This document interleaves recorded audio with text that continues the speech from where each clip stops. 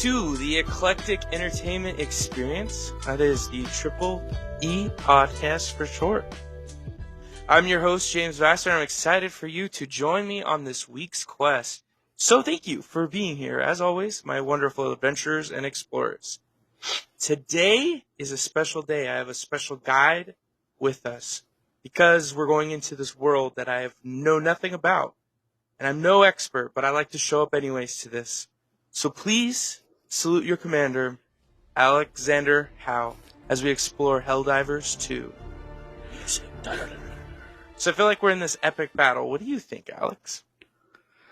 I think Helldivers is fantastic. And don't worry, this was the salute in-game. It's not anything like that you should get canceled over. Oh, so, yeah, that's good. Just wanted to clarify, because since you haven't played Helldivers before. That would have been really bad. Just awkward.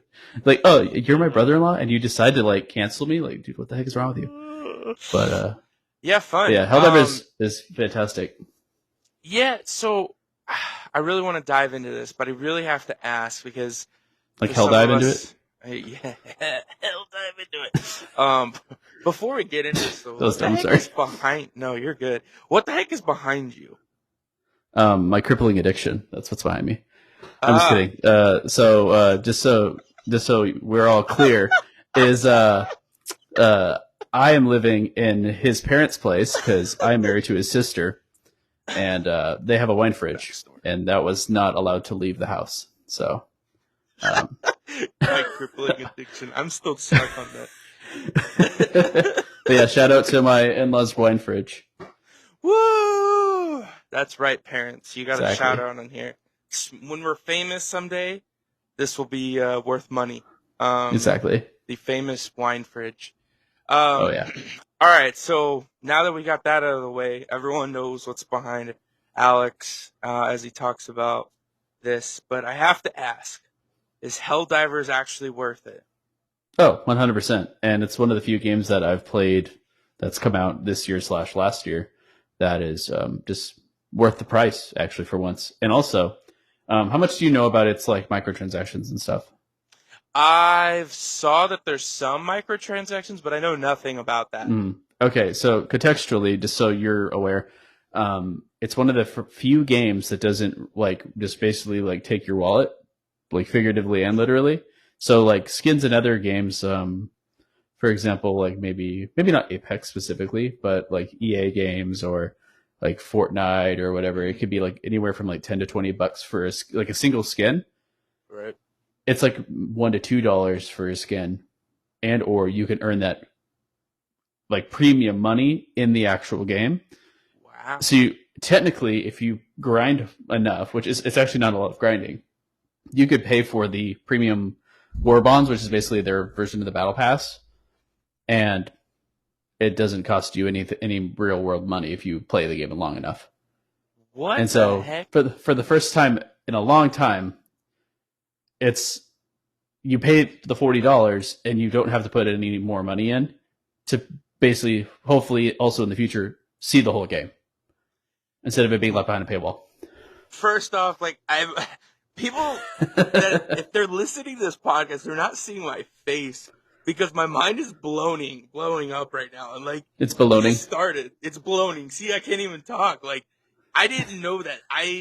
I knew that there was microtransactions involved if necessary, but there was not like I'm so used to that. Like that has never like that microtransaction has become a new thing where if you have a game without it, people are like, it's a free game. You don't want it.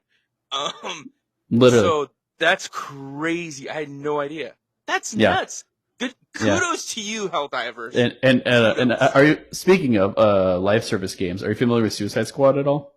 Like that game that came out. So Suicide Squad was a live service game that came out probably like a couple months, like either a month or 2 months ago. And it's just another live service game. It's like I wouldn't call it similar gameplay, but it's basically like another action shooter, something along those lines. And the game is dead, like completely. Like what I would say is like, I honestly like. I think more people are playing the Arkham games than Suicide Squad, like on the Steam database. Oof. And Meanwhile, Helldivers was supposed to just be another live service game, but it completely like blew the devs' expectations away, and and like everyone's happy, especially Sony, because it's like a sort of PlayStation exclusive, even though it's like on PC as well. Yeah, see, that's another thing for my nerd. Like, see, I'm getting into the PC game life, and I was like, oh, I'm never gonna play Helldivers because it's on PlayStation. Yeah, and I told you, and it's on no, PC, bro. I got no PlayStation, and you're like, oh, it's on PC. I'm like, oh, wow, I'm a nerd. Okay, Honestly, yeah. That's honestly that's probably the biggest win for it too. Yeah, that it's also for on reals. PC. For reals, because that's the thing that, like, that was one of the reasons I was like, well, cool, everyone else gets to play it who has a freaking PlayStation 5. But being that it's on PC, that's fantastic. Oh, yeah. All right, so I just have to ask, what's your favorite part of this game? It's the chaos. So a lot of games have a hard time balancing the idea of feeling like you're powerless and feeling that you're like a literal god. This game makes you like, so a lot of games you're the main character, and like as in like you're technically not supposed to die, but the game wise like in a game mechanic sense you have to respawn, right? In this game, especially if you have the correct settings, you're some nobody. You're just some guy enlisted into this like sewer slide, I should say. I might have to censor that, but because YouTube is stupid. But basically, it's like you're walking into a death sentence, basically, and it really like kind of hones in on that feeling. And so every single instead of your character respawning, you get reinforced. You're somebody else. Oh God. So like it's like in a lore sense, it's like thousands of you are dying. But it makes sense in a sense of a war. It's not just your character respawning over and over. Like you're not a main character. You're some nobody dying for this democracy that everyone is sworn to.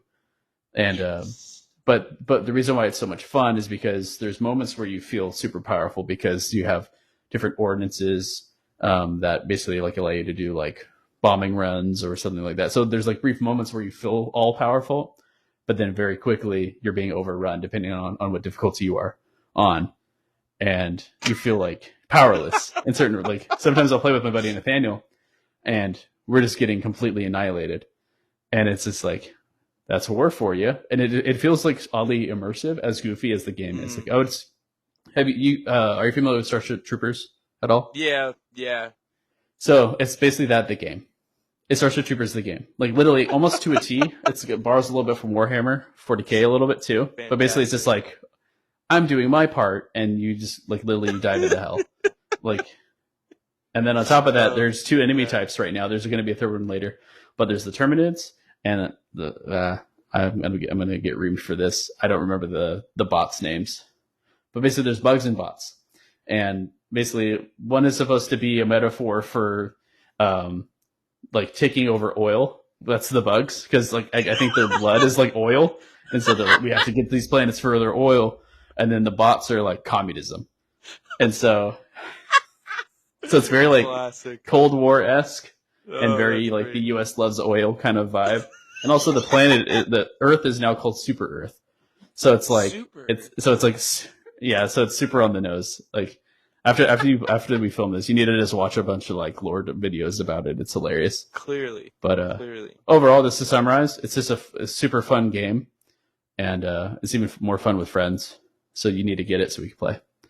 Yeah, that is the peer pressure coming out, and I'm not. Yeah, you got the FOMO. This game is a big FOMO game. It feels like it. I'm very afraid that by the time it happens, it'll be like, yeah, well, that was a fun game, but you're late. Yeah, that happens to me a lot, actually. We're both parents, so we both know what it's like. Yeah, oh gosh. Children take your life for good reasons. Yeah. But, It's like, what was your game of the year? It's like last year. It's like, Elden Ring. Did you play any other games that year? Probably not. No. I picked one game a year, it seems like. Right. Well, at this point, I mean, geez Louise.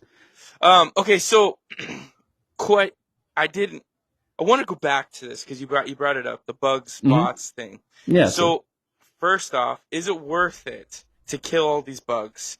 And is there a difference, like, as far as chaos ensues with either of them? Because, like, from my perspective, right, knowing very little about this, I didn't even know there was bots. I was like, cool, bugs, that's it. I think the bugs are more popular because that's literally Starship Troopers. Like they kill bugs, I think. Because I haven't seen it yet. I know. Get over it. I've been meaning to watch it. Don't yell at me. But I think that's why it's the bugs are the most popular aspect of it, at least right now. Okay. But so what exactly are you asking? So you're basically just saying like, are you asking like kind of like what the point is, or like like the premise? So basically, what it is, and this is like kind of a little bit of my theory. So the premise of the game is, the intro of when you boot up the game is basically like a propaganda piece saying like, oh, you have to enlist, otherwise you're going to let the bugs and these bots take over our sweet liberty, like our sweet freedom. Like if they're just super into freedom. Like it's like think of like the United States, but like just like times 10. And it's basically a parody of like the United States is like over like, it's not too political, thank goodness, but like basically it's heavy propaganda. Like it's meant to be satire. It's like on the nose. And so basically, and then when you get into the game, basically it's like you're in this endless war with these bots and these bugs. And it's almost like, I know not a lot of people mention this, but it kind of gives me like 1984 vibes, not like the darker side of it, but more like you will always be at war. Because if you're always at war, you don't have time to topple the government. Right. To me, that's the kind of like premise. And I don't think it'll ever get to the point where we take over Super Earth, because the whole point is to be like just be doing the government's bidding essentially. Right. But like there's like so basically but it's like, but that's what the objectives are very much like about that. So like there's like you have to dismantle propaganda towers on some of the bug missions. It's like, how can bugs like even speak, let alone have propaganda? But what's funny is that when people paid attention to it, the bugs are the ones that gave away that their oil. Like they're the state, like the Super Earth wants their oil. Good stuff. And what's even funnier is that people also suspect that Super Earth, I know I'm speaking tyrannous things, like because of the fourth wall breaking, like everyone is like, oh, speaking of actually, whenever the game devs dropped things a little early before announcement, like they were like, oh, I was playing this mission, there was flying bugs. And then the devs would actually respond and be like, that sounds like some traitors talk right there. Like it's like all like, it's all like self-aware and like, yeah, it's all like, it's super fun. But basically it's kind of like a play into endless wars and the rich dying, the poor dying for the rich kind of, but like in a joking sense, not like a serious like sense, but it's super fun. The story is like behind, like it's not like in the forefront. It's more like if you pay attention to it within the gameplay. Okay. That makes sense. Oh man, this is so chaotic. So obviously it's worth it. What is your, if you had to rate it out of 5 stars, what's your star rating? I'm going to give it a 4.5. And the reason why it's not like 5 out of 5, because I've only been praising it so far, is because there's always a potential for this to die out. There's another game called Lethal Company. It's kind of, I don't know, I'm not going to spend a lot of time explaining it, but basically it was an indie game that basically like surged in popularity. That does make millions of dollars and they deserve it.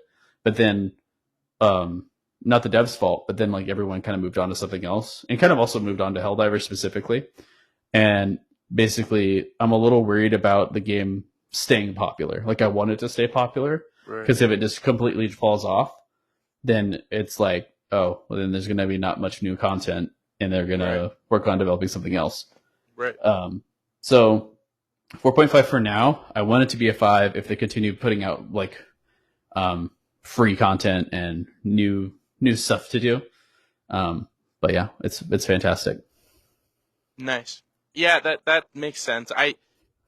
It's funny because I want to get in, and I'm also, just like you said, FOMO of it, and that would be like, if it drops off, it's gonna drop off hard. Like it will be just like, be like, oh, that was the time of Helldivers.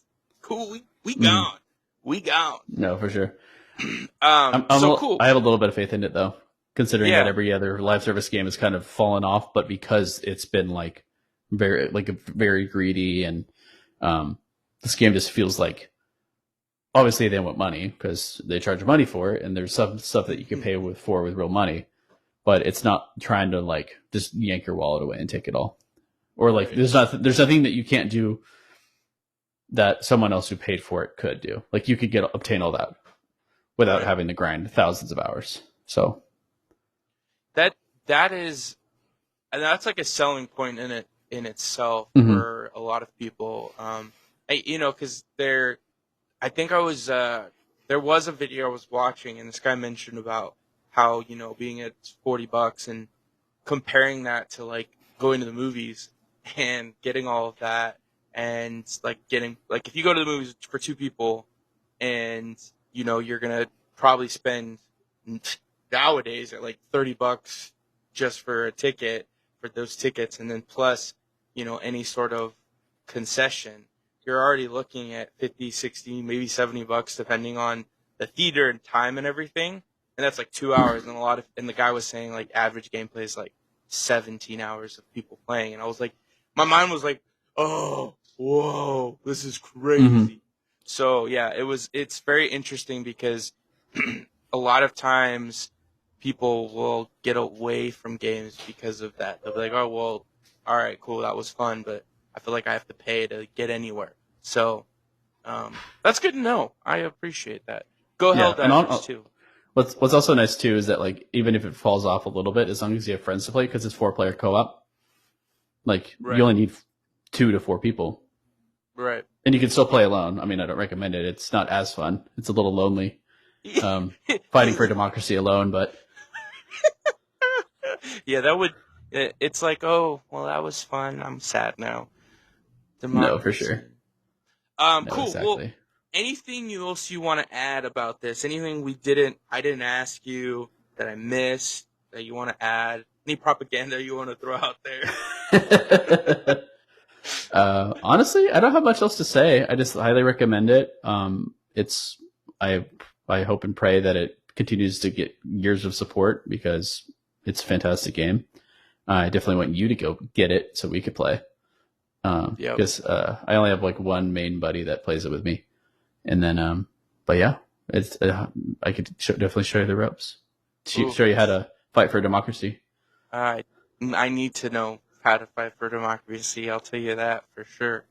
Well, sweet man, I appreciate you, and I thank you for coming on our adventure today, and really showing us how to fight for democracy. So awesome. Then I think the moral of this story is to go get this game and do your part. Probably like as you're listening to this, if you have a PC, you would probably go and buy it. If you don't, then you probably need to start thinking about what money you're going to invest in to change your life.